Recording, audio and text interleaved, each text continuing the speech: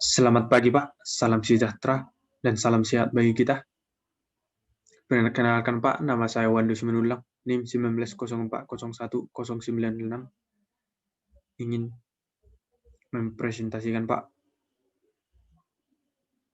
melanjutkan presentasi tugas saya untuk unit 4, Pak. Pertama-tama, marilah kita panjatkan puji syukur kepada Tuhan Yang Maha Esa atas berkat-Nya. Kita masih diberi kesehatan sehingga saya dapat melanjutkan presentasi saya, Pak. Terima kasih, Pak, atas waktunya dan atas pengajarannya, Pak, sehingga saya dapat mengerjakan tugas ini dengan baik, Pak. Izin presentasi, Pak. The next presentation.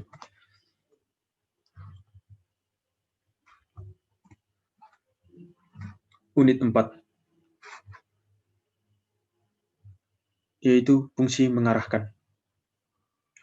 Mengarahkan itu didefinisikan sebagai sikap manajer sebagai pemimpin guna mengarahkan bawahan melaksanakan rencana sesuai aturan dan tujuan.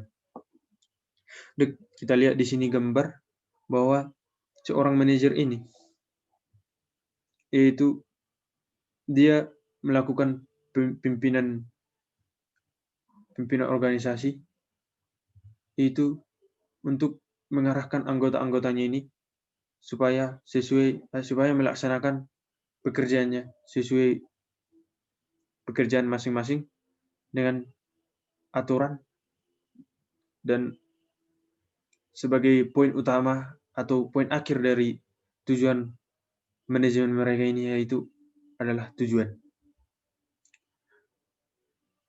Sikap disebutkan di sini sikap bahwa manajer ini harus memiliki sikap pemimpin. Bagaimana seorang pemimpin? Yaitu harus dapat mengarahkan anggota-anggotanya ini dengan baik. Sebagai seorang pemimpin harus memiliki kreativitas dan inovasi. Apa dimaksud dengan kreativitas? Kreativitas itu adalah yaitu melakukan pengidentifikasian terhadap masalah. Kemudian setelah mengidentifikasi masalah, kita menciptakan ide. Ide inilah yang dinamakan dengan kreativitas. Bagaimana kita berpikir dengan baik untuk mendapatkan ide yang bagus dan unik. Kemudian ide ini diinovasikan. Inovasi yaitu pemilihan ide yang telah diciptakan tadi, kemudian mengembangkannya menjadi bentuk produk atau ciptaan yang dapat digunakan oleh kita sebagai manusia untuk melaksanakan pekerjaan kita. Ada pepatah yang mengatakan, tidak mungkin ada inovasi tanpa kreativitas. Tidak mungkin ada inovasi tanpa kreativitas. Dan jika ada kreativitas tanpa inovasi, itu merupakan sesuatu yang tidak bernilai. Kemudian motivasi dan kepuasan. Seorang manajer harus memiliki motivasi. Bagaimana dia dapat memotivasi anggotanya supaya anggotanya tersebut dapat melakukan pekerjaannya dengan baik, dan supaya anggotanya tersebut mendengarkan perkataan dari manajernya tersebut, sehingga manajer itu harus pandai dalam memotivasi. Contohnya ini sama seperti guru. Seorang guru supaya muridnya dapat mendengarkannya dengan baik, pasti harus ada kata-kata motivasi dari guru supaya murid-muridnya itu dapat atau belajar dengan baik. Demikian juga dengan halnya manajer dengan anggotanya atau bawahannya. Motivasi itu berasal dari kata Latin yang artinya adalah suatu kekuatan yang artinya bergerak. Maaf Pak, tadi ada kesalahan di sini Pak.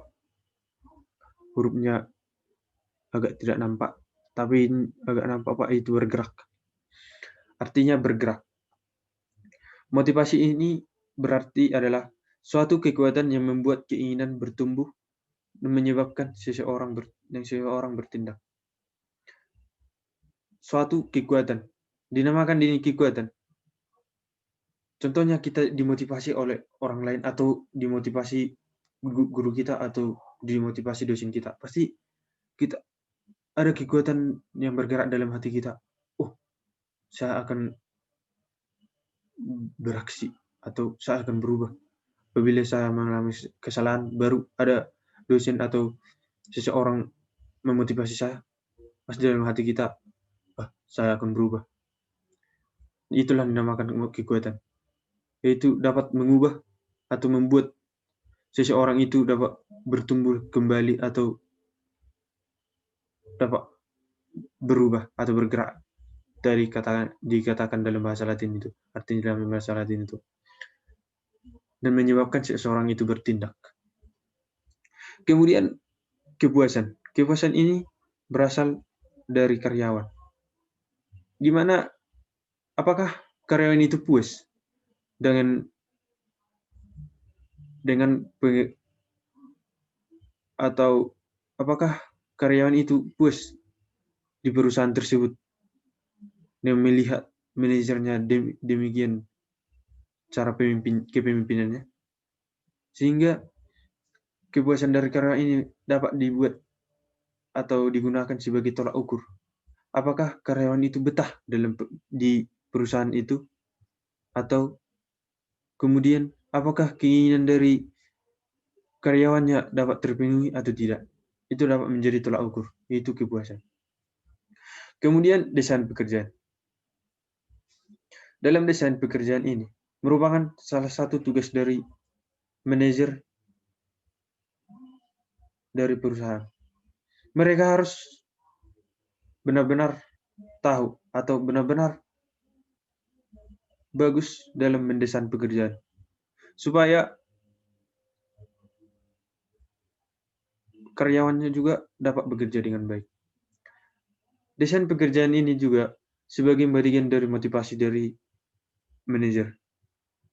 Manajer harus mampu mengatur desain pekerjaan supaya karyawan tersebut tidak mengalami kebosanan dalam bekerja, yang akan mengakibatkan pekerjaan tidak sesuai dengan tujuan akhir ataupun yang akan kita capai. Kemudian teori motivasi. Saya mengambil hanya 2 teori motivasi dari buku tersebut atau dari referensi yang saya buat, yang saya baca, yaitu tentang teori harapan Viktor Fromm dan teori hierarki kebutuhan hierarki dari Abraham Maslow.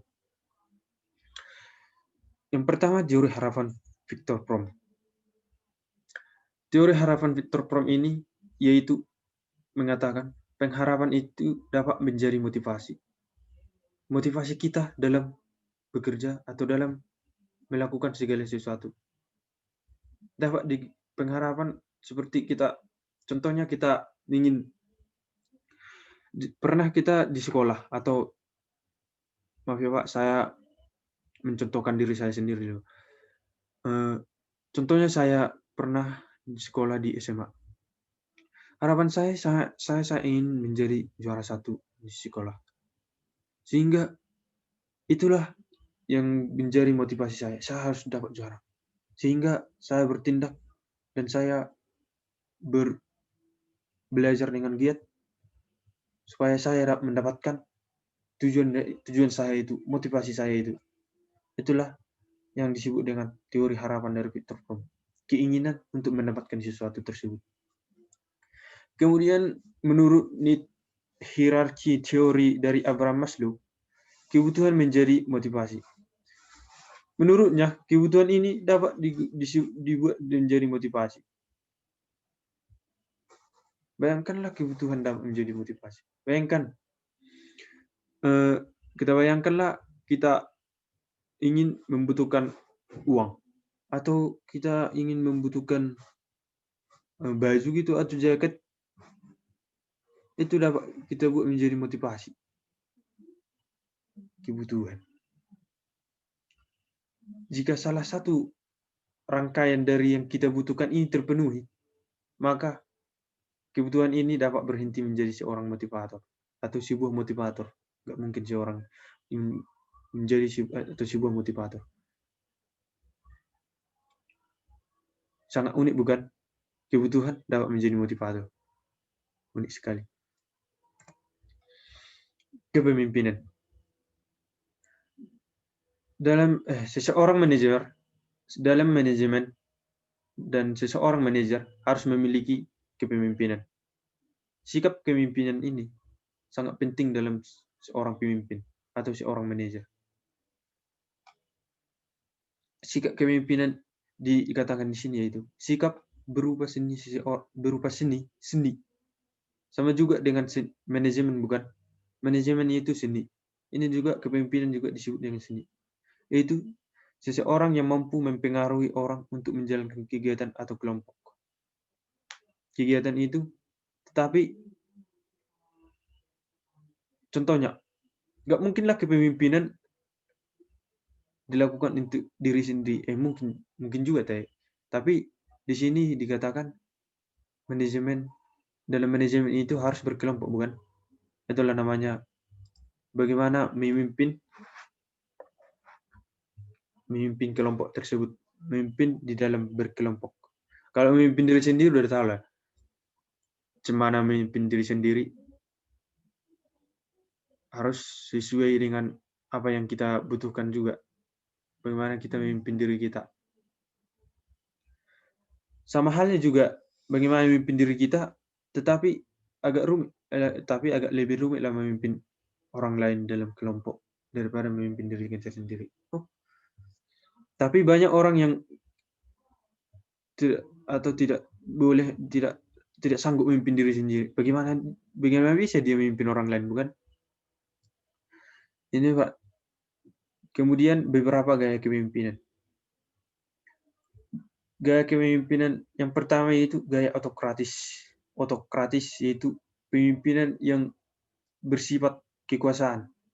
Dia yang berkuasa, dia yang membuat peraturan, dialah semuanya. Pimpinan ini tidak mau menerima pendapat orang lain. Apa yang dikatakannya harus dikerjakan. Itulah namanya pimpinan autokratis. Kemudian dengan daya demokratis. Kita tahu arti demokratis yaitu mau menerima pendapat orang lain. Seperti negara kita yaitu negara demokratis, mau menerima pendapat orang lain. Yaitu pimpinan yang menerima pendapat orang lain. Pimpinan juga demikian. Ada yang demokratis, yaitu mampu atau dapat dia menerima pendapat orang lain. Diserapnya semua, kemudian dipikirkannya, diolahnya, apa yang dikatakan oleh orang lain tersebut, kemudian dihubungkannya dengan yang dipikirkannya, kemudian itulah yang dibuatnya sebagai tindakannya untuk memimpin perusahaannya sendiri, perusahaan tersebut. Kemudian kepemimpinan gaya laissez-faire. Ini yaitu kepemimpinan yang membiarkan saja. Dia tidak peduli dengan anggotanya tersebut. Biarkan saja mereka melakukan kegiatannya sendiri. Tohnya dia tahu memimpin dirinya sendiri. Demikian. Tetapi kepemimpinan ini sangat tidak bagus atau memiliki atau berbau negatif. Kemudian teori kepemimpinan. Teori kepemimpinan yang pertama yaitu teori orang hebat, di mana di sini dikatakan bahwa pemimpin itu disebut telah merupakan salah satu orang yang hebat. Pemimpin itu dilahirkan merupakan sudah sebagai orang hebat dia.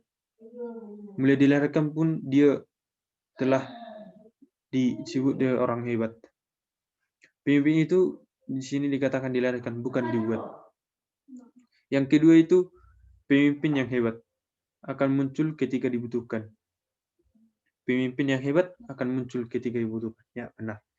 Memang demikian. Saya juga setuju dengan hal ini. Kemudian yang kedua teori sifat. Yaitu kepemimpinan mempengaruhi sifatnya sendiri, mempengaruhi sifat orang lain juga. Bagaimana sifat orang biasanya, tetapi dalam teori kepemimpinan, teori sifat ini, sifat orang itu dikatakan di sini, sifat orang biasanya diwariskan. Sifatnya yang baik diwariskan, sifatnya yang buruk juga diwariskan, dikatakan dalam teori ini, dalam teori sifat ini. Kemudian pemimpin yang baik memiliki kombinasi sifat. Ya, benar. Kalau pemimpin yang baik itu memiliki kombinasi yang sifat antara beberapa sifat yang lainnya. Saya juga setuju. Kemudian yang ketiga yaitu teori perilaku. Teori ini mengatakan bagaimana perilaku dari pemimpin tersebut, apakah baik atau tidak. Dan kemudian di sini dijelaskan bahwa teori perilaku ini, bahwa pemimpin itu harus dilatih perilakunya. Kita pertama kali turun atau lahir ke dunia ini, tidak mungkin kan perilaku kita telah ada kian. Kita seperti seperti pepatah bilang, kalau kita lahir itu seperti kertas putih. Sehingga perilaku itu harus dilatih. Yaitu yang kedua yaitu pemimpin sukses didasarkan pada perilaku yang dipelajari. Ya, benar, betul. Saya juga setuju. Kalau pemimpin itu dapat sukses itu bahwa perilakunya harus dipelajari. Itu mempelajari hal-hal yang baik dan membuang hal-hal yang buruk dari dirinya sendiri. Kemudian teori situasional, yaitu kepemimpinan ini melihat bahwa dia bertindak sebagai seorang pemimpin itu bergantung pada bagaimana situasi di daerah, di situasi sekarang itu pada saat dia memimpin. Demikianlah teori situasional. Kemudian komunikasi. Seorang pemimpin atau seorang manajer harus memiliki komunikasi yang harus dapat berkomunikasi dengan baik. Yang menjadi arti dari komunikasi di sini yaitu pertukaran pesan atau informasi yang bertujuan untuk mencapai makna dan arti yang sama-sama mereka tahu. Contohnya ada dua orang berkomunikasi. Contohnya aku dengan temanku. Aku mau memberikan komunikasi dia atau memberikan informasi yang ada dariku ke dia. Dia juga memberikan informasi yang ditahunya disampaikan kepada aku. Sehingga itulah namanya artinya sama-sama tahu. Dalam komunikasi ini terdapat beberapa atau sampai 7 ini proses dalam komunikasi. Yang seperti yang kucontohkan tadi, yaitu sumber. Contohnya sumber informasi dari saya.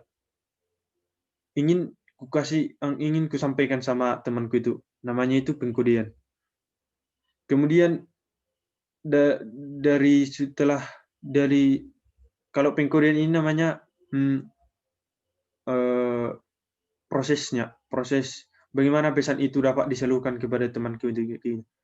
Pesannya itu yaitu yang kusampaikan. Kemudian saluran yang menyampaikan pesan ini yaitu udara. udara yang di sekeliling kita kan. Demikian. Kemudian atau kalau kalau dari media sosial handset gitu. Kemudian penguraian. Nomor 5 penguraian. Kemudian setelah sampai atau hampir-hampir sampai lah, masih di telinga gitu. Masih informasi tersebut di telinga, diurai di dalam otak. Kemudian masuk ke penerima. Penerima yaitu teman saya tersebut menerima informasi dari saya. Kemudian umpan balik, nomor 7 umpan balik.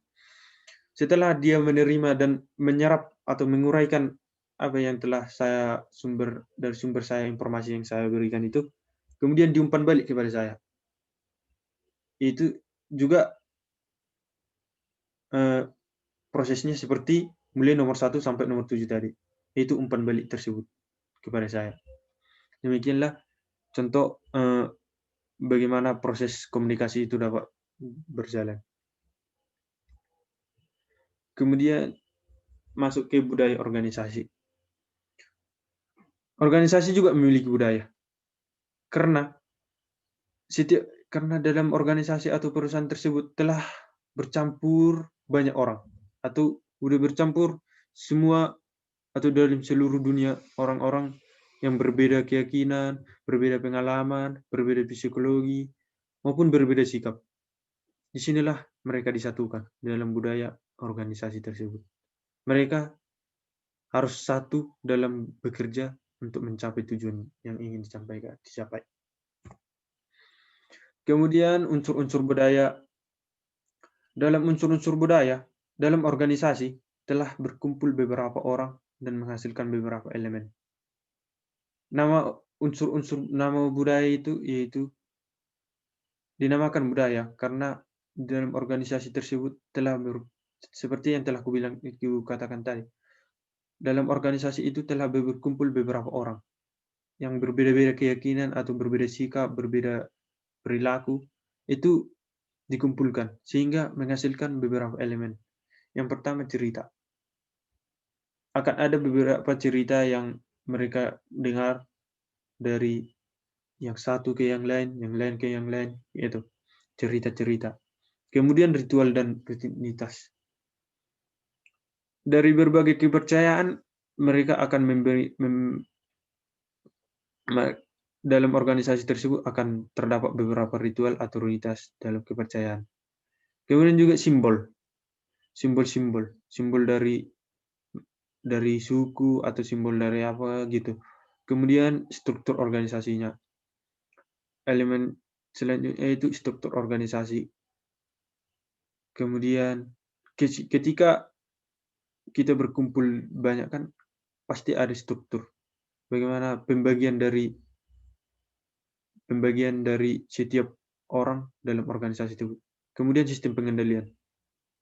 Bagaimana cara mengendalikan organisasi ini supaya berjalan dengan baik. Kemudian struktur kekuasaan. Setelah ada struktur organisasi atau pembagian dari setiap anggota, pasti ada struktur kekuasaan.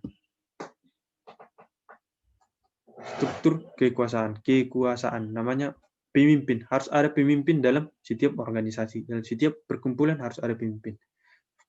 Kemudian mengelola keanekaragaman budaya.